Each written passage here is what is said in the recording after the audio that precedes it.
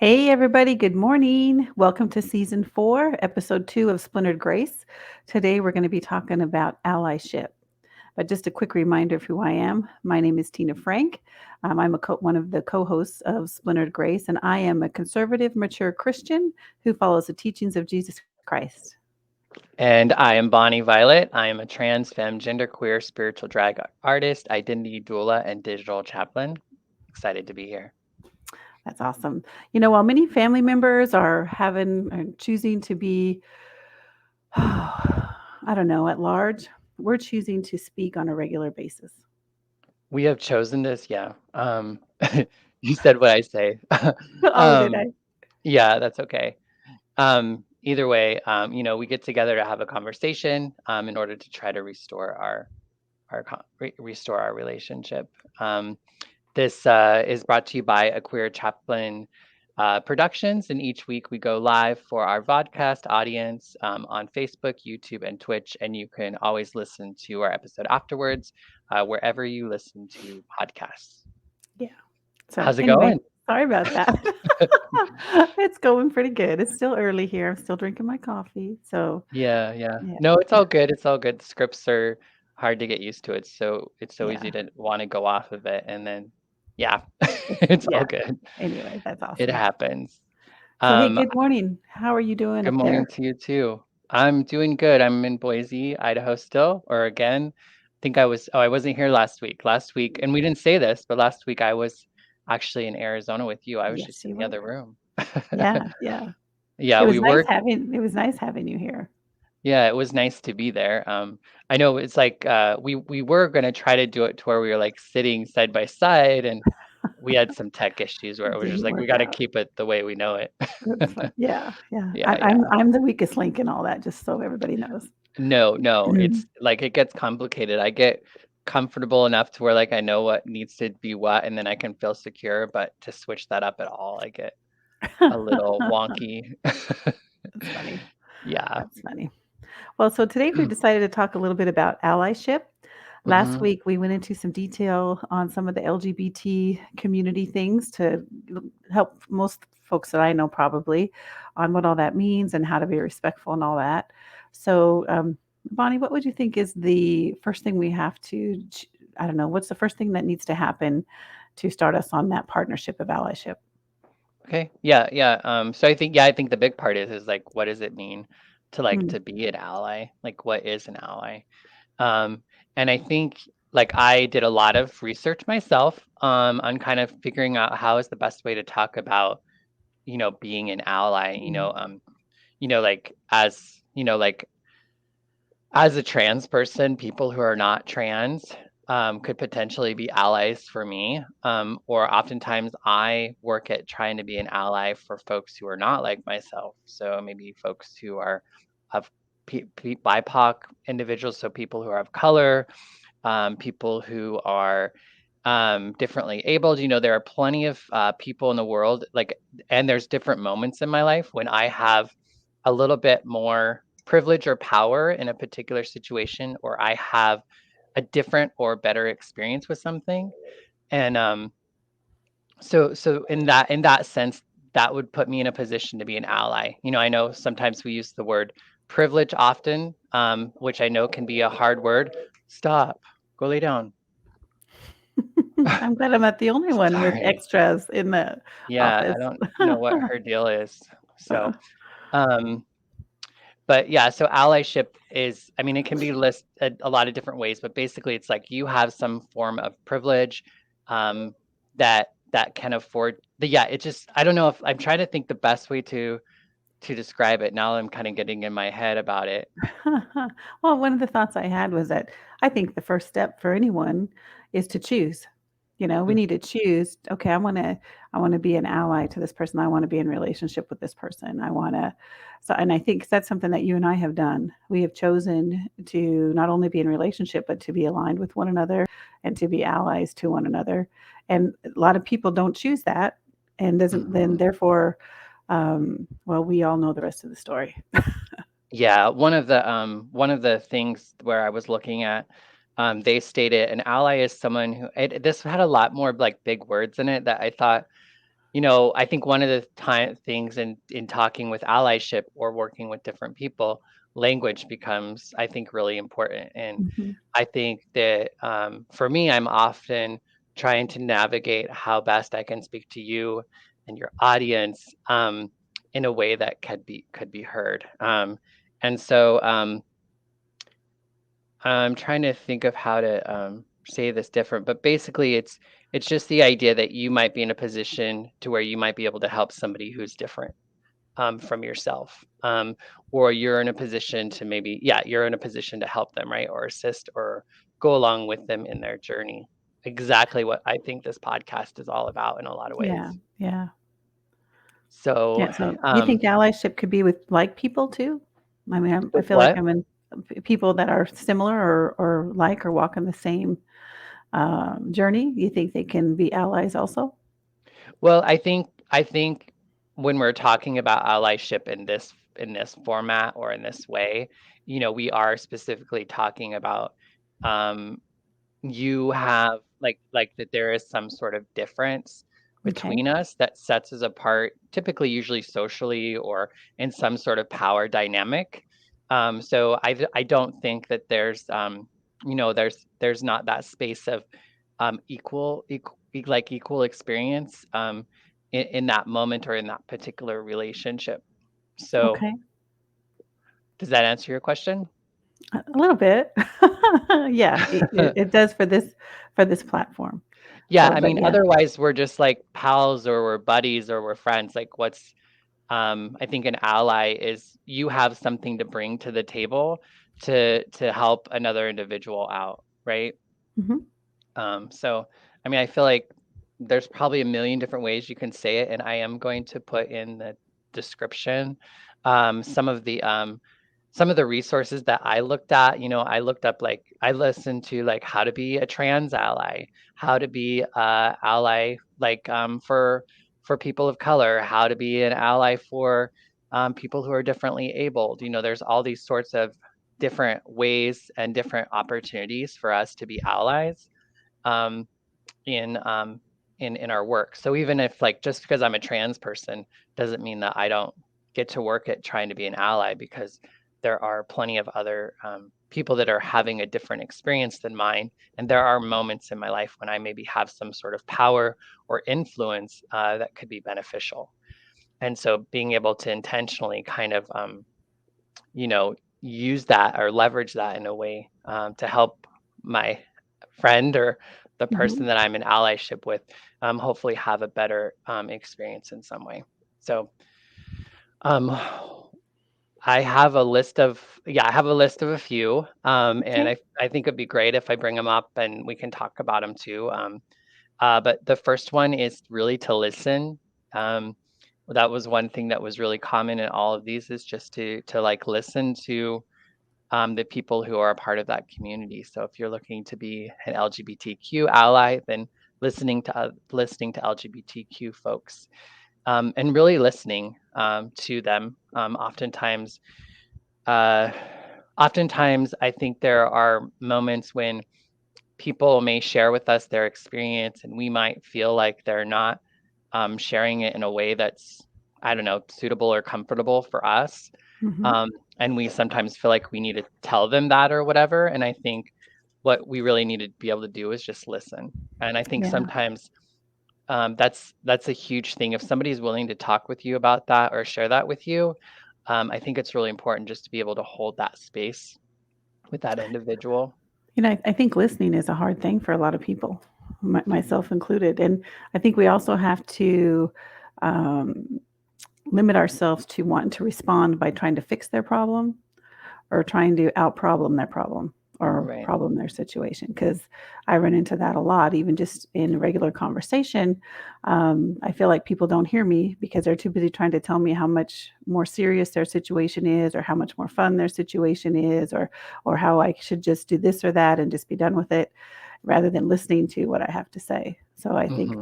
that's a good part of listening is our posture and to be still and only speak when the opportunity is right. Yeah, yeah.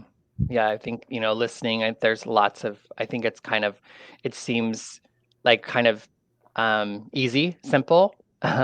But like It's you say, not. it can be difficult to Yeah. sometimes, we can like kind of interrupt because we're either excited or we're hearing something new. I think oftentimes it can come off as like we know better or we know this. Mhm, And then we mhm. kind of almost talk over or take it away from that person. Yeah, There, I'm there, guilty of that sometimes, so I try to be real conscious of that. yeah. And I think that you've also modeled it well on this show. Oftentimes, when we've talked about things that might be new or initially you might not like quite get it or you want to talk, you know what I mean? And I've seen you plenty of times just kind of like Yeah, kick yeah, back and listen and then kind of think about it a little bit more before talking about it or whatever. Um, yeah. I try to, but I think it's a good practice for all of us to just kinda keep that in the forefront of our mind when we're having conversations. So, anyway, go ahead. I didn't mean Definitely. to interrupt you, but listening I thought was a good place to start. Oh no, you didn't interrupt me at all. Yeah, so I think listening can be really important and it's something it's constant and ever present. Yes. The second, and this isn't necessarily in any particular order, but is to get educated. Mm, There are, and this is something we talked a lot about on last week's episode on yeah. LGBTQ IA plus kind of conversation about what those identities mean and those sorts of things, which was very brief, but to kind of do some research and some education.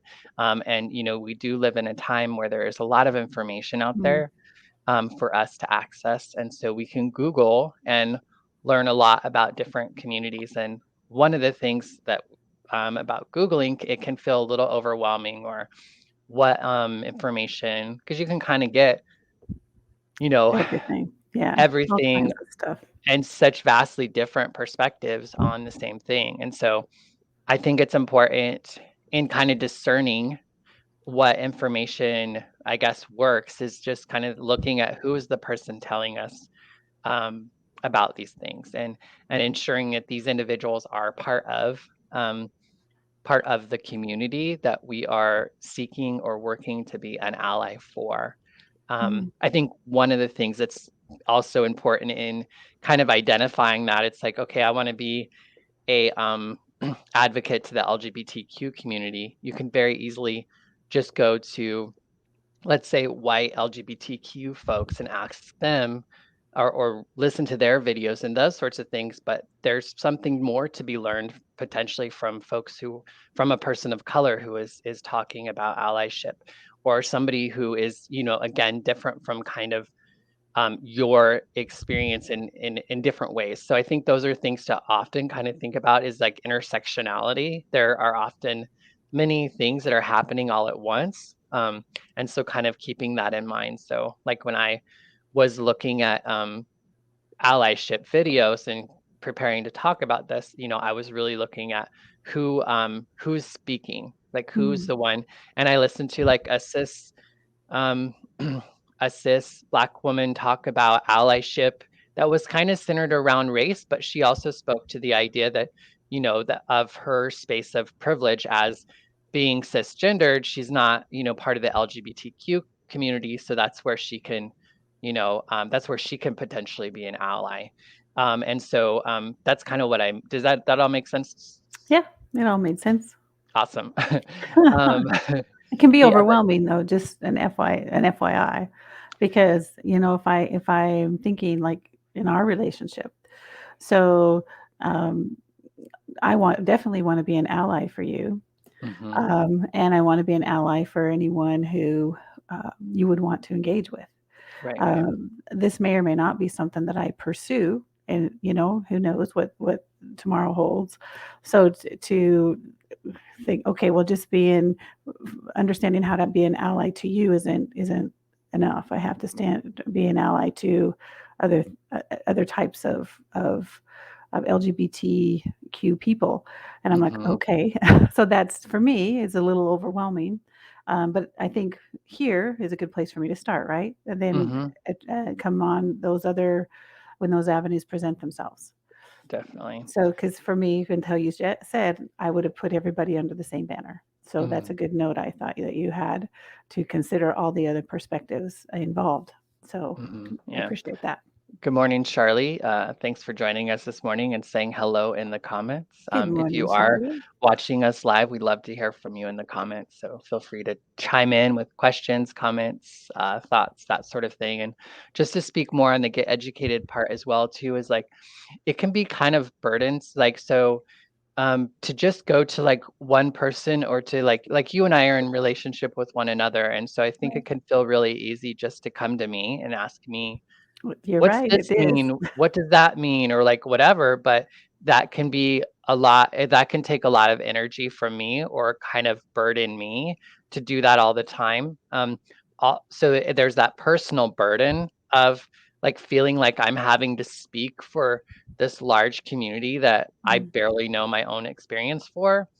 So there's kind of that overwhelming, and sometimes like I'm just living my life, and maybe I had a hard day being trans because somebody called me some horrible name, or I was struggling with like there you don't know what's going on in my life, and so sometimes to like take the moment to talk about something like that can be difficult. So I think it's important to not burden like the people that we are working to be allies with, and so getting educated is really really important all right. That's awesome. in that aspect too. I don't Sorry that I'm It's all dog good. sitting, and Once in a she's while, I can see deciding to her be little really tail verbal. behind you. There's a lot of activity because it's time for school in the morning. Ah, But it's all good. yeah, I might try to let her out again, but I think she's gonna be wild. Can you hold the conversation for a second? Well, give me another topic first. You Well, said can you education. yeah, so we talked about like getting educated. Other aspect is getting involved. I mean, Ah, okay.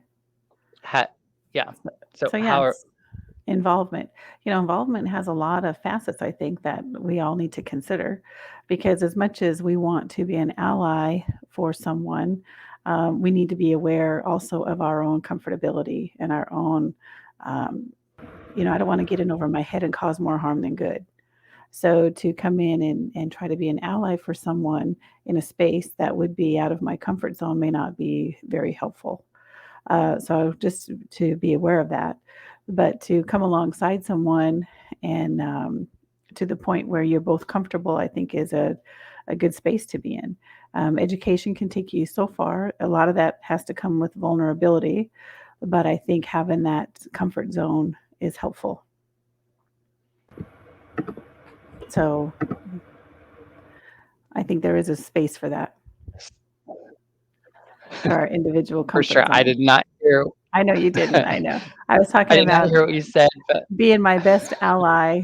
I need to stay in a space that I'm comfortable in. Because if we're both mhm. feeling that vulnerability or that outsidedness, then I could potentially do more harm than good. Yeah. So that's kind of where I was talking. Yeah, I mean, and part of that I think is managing that probably not always Yeah, with us, like with me, right? Like that might be some discomfort or whatever that you can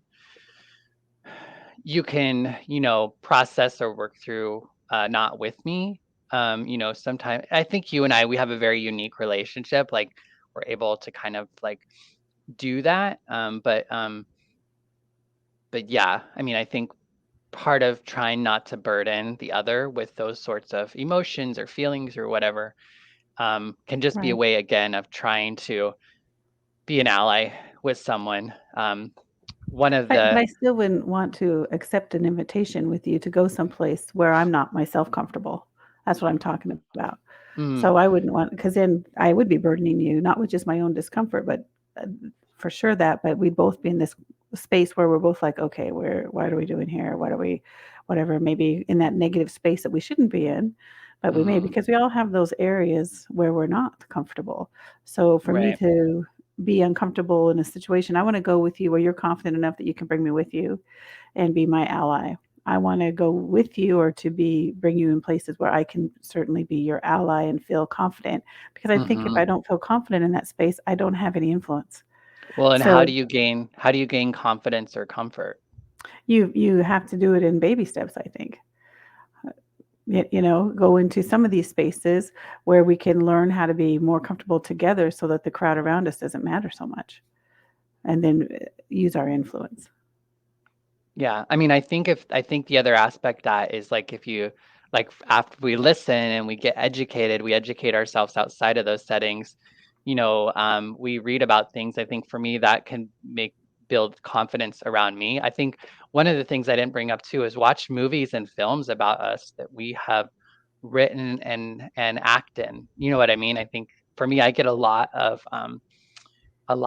from that. Even as a trans person, I watched The Good Doctor, and there was a trans kid who was in that show and was one of the patients, and just hearing like there was a grandma and there was Mm, parents and there was the medical community, medical folks, and there was all these different experiences and emotions and feelings, and the trans and the young girl as well, and her experience as well, and you kind of get a little bit of insight into kind of all the different points of view. So I think oftentimes documentaries or even some TV shows that cover the issue well can be ways to kind of get a little bit more insight too. The reason why I kept asking about like the because I think that we should and good morning to you too, Sarah. I wanted to say good morning to you before we get good going. morning, Sarah. One of the things, number 7 on the list was to welcome discomfort. So um, I think that, like as allies, we need to be willing to be uncomfortable, because the people that we're being an ally for, they don't get to take time to be comfortable. They have to go through that thing, usually Mhm. 24/7. So they don't get many places or that much opportunity to be comfortable. In a lot of ways, being comfortable is a privilege. It comes from um, not all folks have that opportunity for a number of different reasons to kind of have that escape, if you will, from that discomfort. So I think it's important to understand discomfort from like safety, or and to be mindful of how you are in this space. Are you Yeah, so uncomfortable that it's not cute? Then that's probably like a good thing to be like, yeah, no. But if you're going to be a little uncomfortable, maybe you should think about that. And I think you should lean into that a little bit. I mean, I think a lot of growth is really uncomfortable. We've had to lean into a lot of uh, discomfort, yeah, if you yeah. will. Wouldn't you say? Or I would say yes, but I think again, there's levels of that. I certainly wouldn't choose a big platform where I'm already uncomfortable to take someone that I know would be uncomfortable in there and try to be their ally. I mean, but I would certainly go to a normal space like a grocery store or a movie theater or a restaurant, and for sure, be someone's ally. So I think there's some clarification there on what that discomfort looks like. good Because morning, Zara. I'm not one to throw myself into the uh, den of lions without being prepared. And I certainly wouldn't bring someone with me to try to protect them if I wasn't comfortable being ready myself.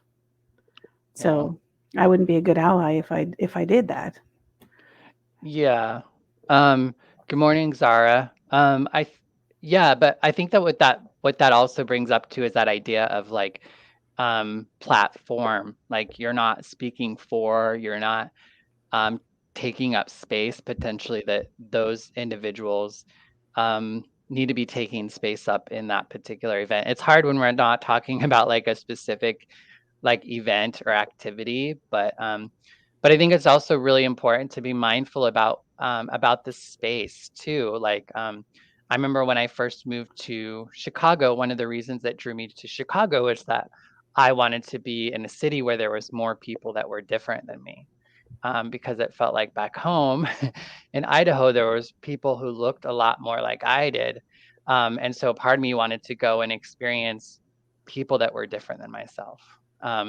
And one of the things that I learned, and this was like, that's a very comes from a place of privilege, its own privilege and kind of misguidedness. But like I just thought I could just go and show up in people's space and just be like, "Hi, like I want to, whatever." And I learned real quick that there were some spaces that were not appropriate for me, to just show up in. I think it's important that there are spaces that are, you know, are sacred or safer for folks, and to be mindful about the spaces that I go into. So I oftentimes now I wait for an invitation. I wait to be invited into a space that might be of full of people of a different experience than my own. But I know for a long time, because I wanted to be a better person, or I could understand that, like, I was having a different experience because I was mostly around white people, that I was having a different, you know what I mean? I could have a different experience with people who are different than me. And so it kind of, in some ways, it can come from this good place, but the impact of that is not good, because being on the other side of that can often feel um, harmful. And so that's something that I've stepped on lots of landmines, and I have not been a great ally often. Mm. But I think that's the other thing is, about allyship, that's also on the list, is to learn from our mistakes. Yeah, And thankfully, I was gifted enough to have people in my life who were able to um, point that out to me and share that with me, and so that I could have that experience, so that I could recognize and understand how I'm actually impacting a space just by showing up in it, and not necessarily like me personally, but like what I represent because of the way that I look. Like, I bring a lot of things with me, and oftentimes, I look like the oppressor. I look like the bad person, if you will, in some people's experience. So I think those are things to be really mindful of, that's a when lot of pressure. it is. But I think like and like I said, like, there are certain things that I don't have to worry about, um, given my own experience. And so if I need to be a little bit uncomfortable with it, then, like I said, like, people don't always get to, avoid being uncomfortable, because of their gender or their race, or there are a lot of things that can sometimes separate us from a group, and make us feel vulnerable, and or oppress us, and those sorts of things. I agree with you. Discomfort is good, but I think there's some wisdom that has to go in all this, and putting everyone else's I don't know, um, feeling above my own is okay to a point, but there comes a point where I have to be who I am. Isn't that what we're talking about? We need the freedom to be who we are. And I want to be who I am just as much as someone else wants to be who they are. And, I don't see things the same way that most people see them. So it's a I challenge think for that, me sometimes. yeah, well, I mean, I think the biggest thing about being an ally is making it not about you. I hear that, but when I'm walking into a space, it's obviously they're not on the same page because it's all about them. Because if I come in and they think I'm an oppressor without even knowing my name, that is not the same type of spirit that I'm asked to come in with. Yeah. I think So, it's just, I've learned that it's been helpful for me to to have an understanding of what it is that I represent, or that I may represent to somebody. I have worked in fields where I've, like, needed to work with it is it is a lot more challenging to connect with people that are different than yourself, especially in, like, a like you just met kind of situation. Like, mhm, it's really hard to get deep and to get quick fast. So I've always been kind of in the service oriented work, where, providing HIV care in a lot of ways, for, different groups of people. And I learned very quick you know, how I wasn't the best person oftentimes to work in certain settings because of what I represented and what I looked like. And it didn't necessarily mean I couldn't do the work, and it didn't necessarily mean that I didn't still do it, but I had to be really mindful about how the other person might be experiencing me. And are there ways that, and to understand that it might take a little bit more time for them to feel safe or comfortable with me, or to be able to trust me.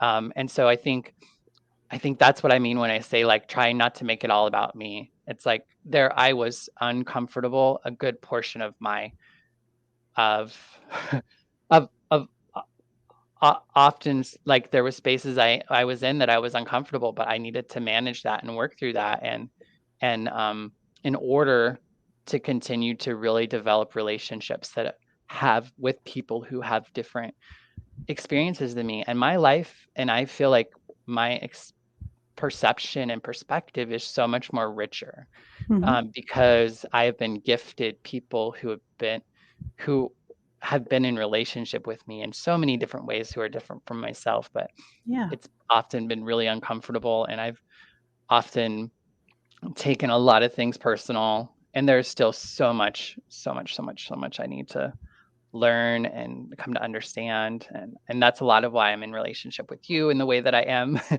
is to because in a lot of ways um you represent my oppressor.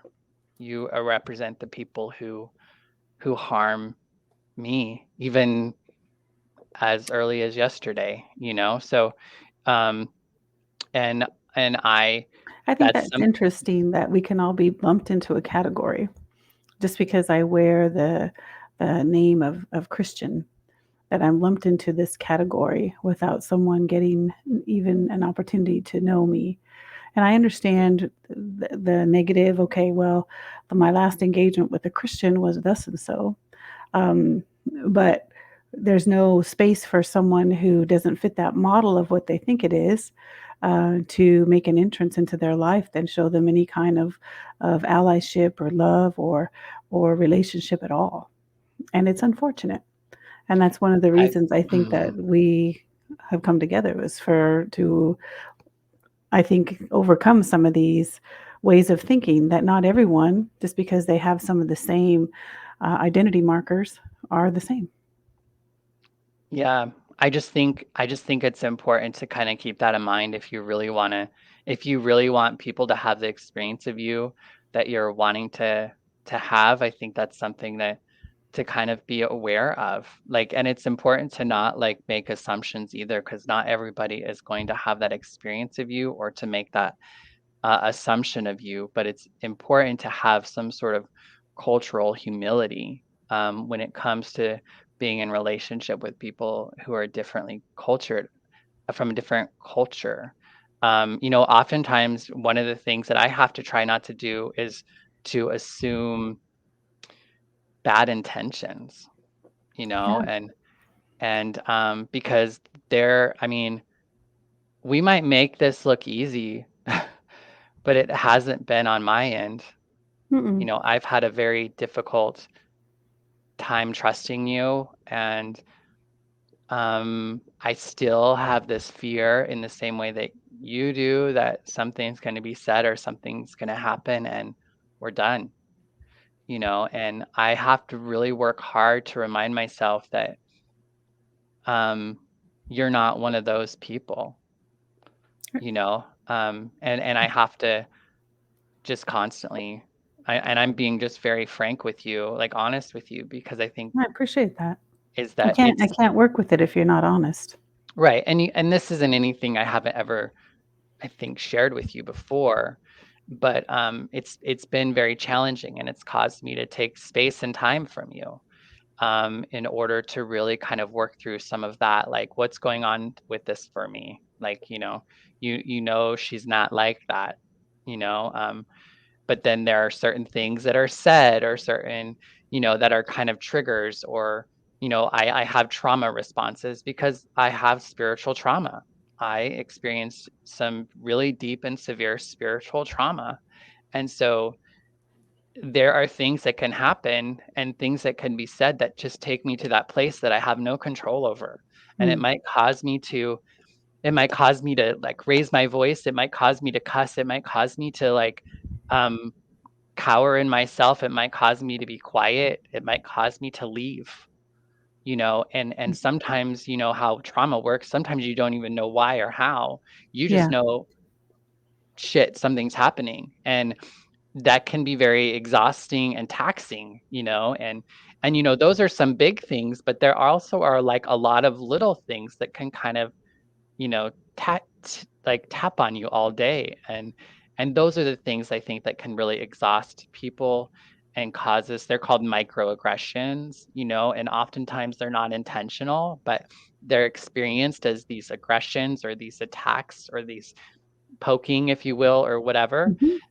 And that can be very distressing and very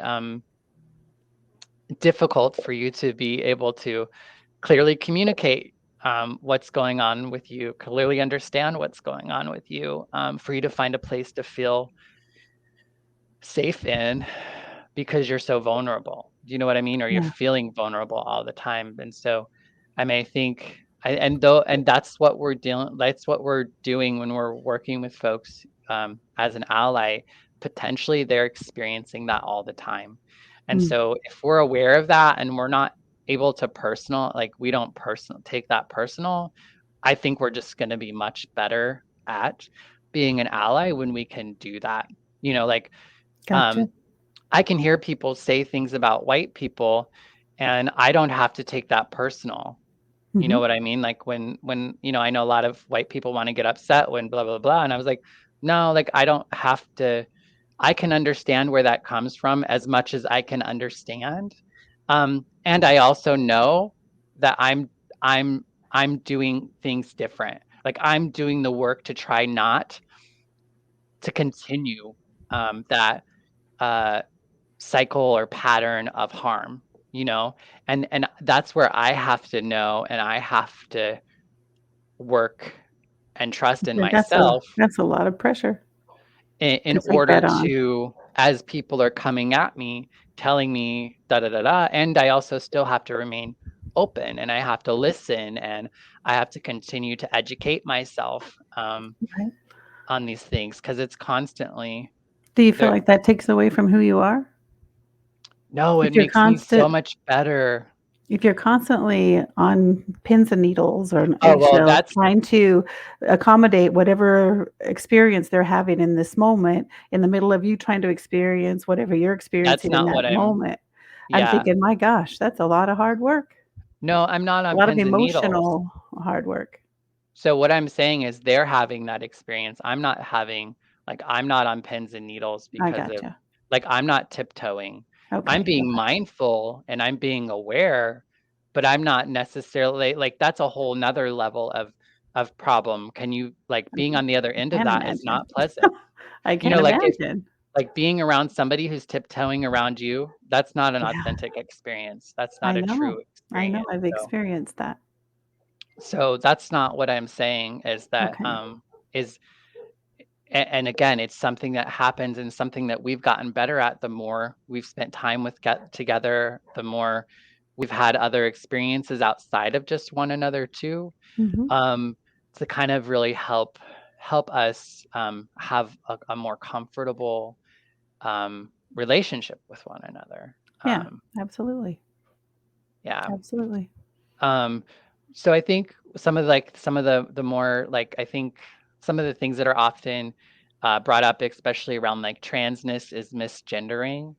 And I know that there can be a lot of anxiety for folks who are not trans on like using the right pronouns or the right name or not fully understanding those things. And I think the thing that's always been most important for me is to know that like the person like sees me as a trans person, like they're okay with the fact that I'm trans and I know that. And so then if they misgender me or whatever, like that's going to happen. I've misgendered myself. I've been on camera and I've misgendered myself, because there's programming in us, right? There's programming in us. If we've had relationships with someone, it's so easy, especially when we're comfortable, for us just to kick back into that mode that we've always been in. And so we often have to like put it in the forefront in order to Mm, like, to be good at it. So, I mean, so I think if you do make a mistake, you just acknowledge it, quick, fix it quick, and then kind of move on. Don't try not to make a big deal of it, especially if you're like in a public setting, yeah, like with a group of people. You might say you might maybe use my old name, or maybe you misgendered me. You could say, "I'm sorry, Bonnie," and like not make a big deal of it. And then if you were concerned that I was hurt by that, or you were feeling some sort of way, you could check in with me when it's just like the two of us. Um, but I think yeah, so that's something that I think would be important, is not to make it bigger than it needs to be, because then it becomes Mhm. about you, and not about that person. But I think most trans people are pretty understanding if they know that you support them, right? I Yeah, know I have a harder time or I even had a harder time with you when I didn't really believe you were okay with me. You know what I mean? Like we went through that for a while, and in the beginning, I took it personal. I was like, maybe she really doesn't support me. And so it took me a little while to trust that if that happens, it's not because you don't love me, or you think I'm a sinner, or you think I'm going to hell, or and you love me anyway. you know right, it's right. just like that's how your brain works, and you're working on changing it. And now it's very rarely a thing anymore, Right. than what it used to. You know what I mean? Yeah. So yeah. um and Rohina is giving thumbs up, and very good. Good morning to you as well, or good evening, yes, wherever you are Mm. at. Folks, yeah, I mean, even just in like, yeah, it's a different time everywhere. It is, it Whether is. you're watching live, or you're listening to this later on. Um, Thanks for the compliment on my earring. So, not to get too off base, we're actually like right around like the 45-minute mark. Oh, So in wow. some Did we ways, even time. get through our whole list?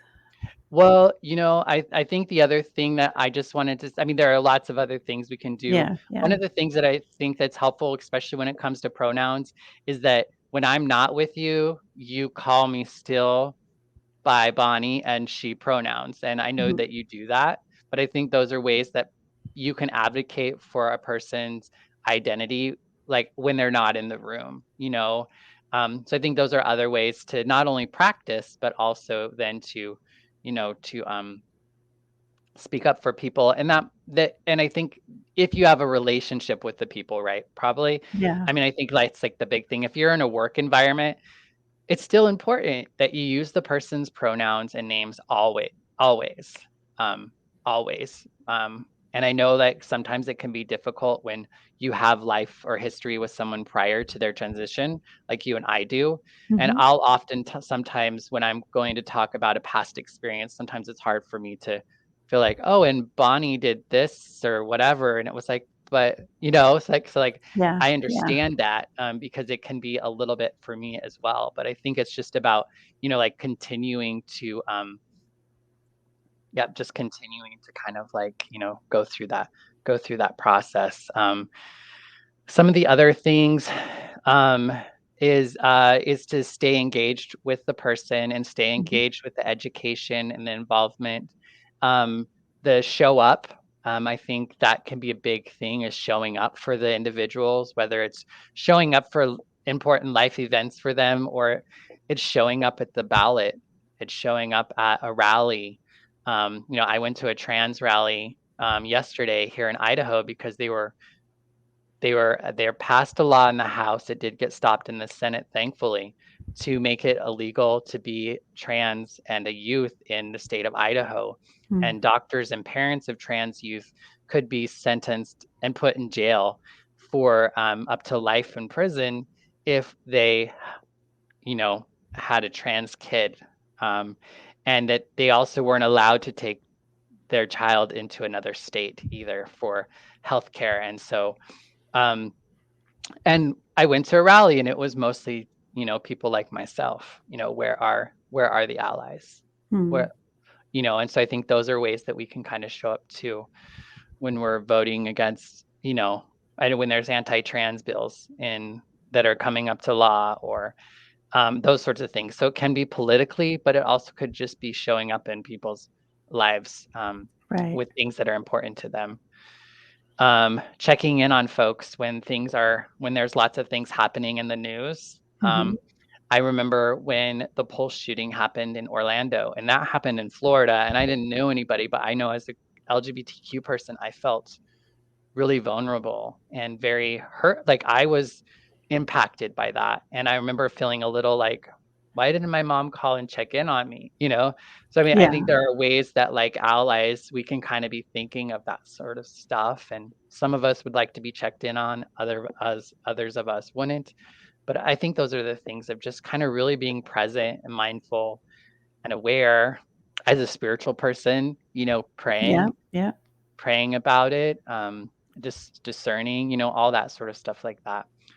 Some of the other things you could do is as if you're in a position to donate or volunteer, those are also great ways to contribute um, to communities that are different than yourself and or potentially learn from them if it's appropriate.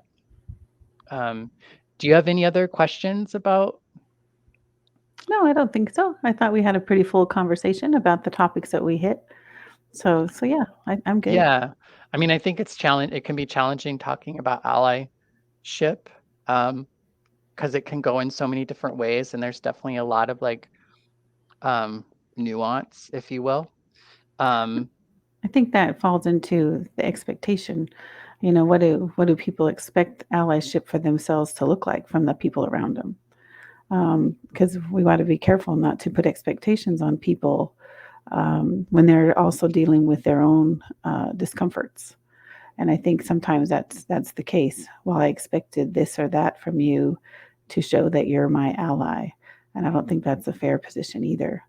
I think allyship is something that we move forward in as we desire to learn more about other people or to be a part of people's lives, and then we give and continue to give, and to a place of vulnerability, I think, to a point, so that we can become an ally for someone.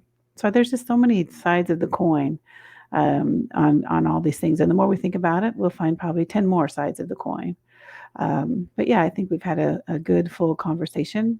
Um, hit a lot yeah, of and points. yeah, I would just challenge you a little bit on that. Like, I think that, like and it just, like, expecting other people,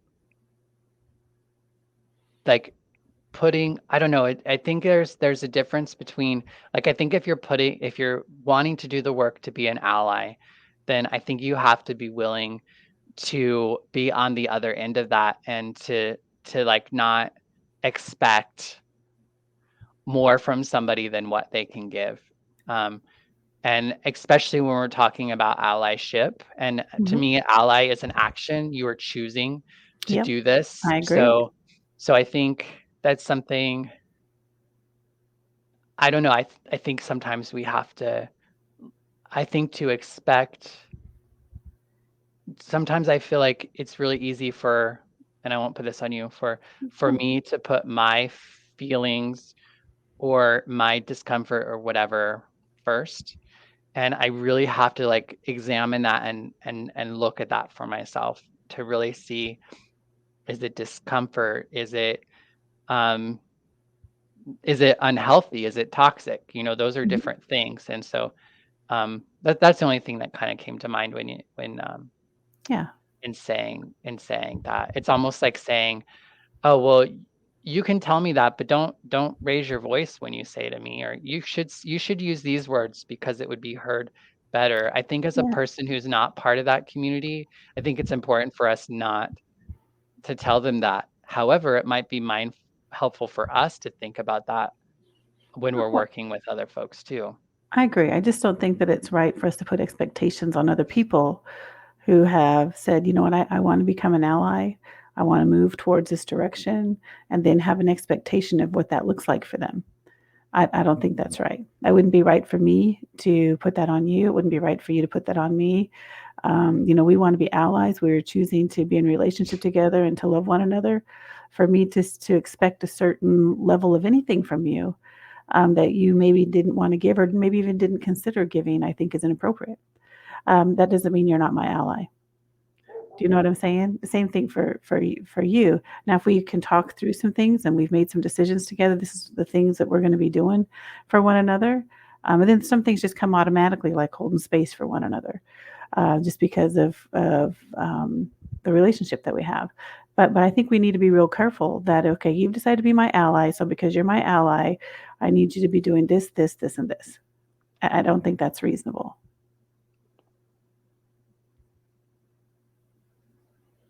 Does that make sense? Not that you would ever do that, because you've never done that to me. I'm just saying I just think that's something that we need to consider when we're talking to people about being an ally or having someone that they could recognize as their ally, that doesn't come with, things that we expect of them or guidelines that we expect them to follow to be our ally. I yeah, I Yeah. would You just think you're think tracking? I would just think on that some more. Okay. I will So it's too. okay for me to put expectations on you to be my ally? I think it's probably, yeah, I mean, I need to trust that if you say that if I do these things that I'm being an ally than you, then that's important to me. Like if It you're is telling important. me how I can be an ally to you, that's what I want to do. So so I But don't what if think it puts you in a space where it compromises who you are? I don't yeah, maybe it it depends on the situation, but maybe I need to And just some things to need to just take one for the team. Maybe so I yeah. need to take So one for the team or figure out how I can and really ask myself, am I really willing to be an ally? yeah, I think that's some good things to consider. Yeah. Awesome.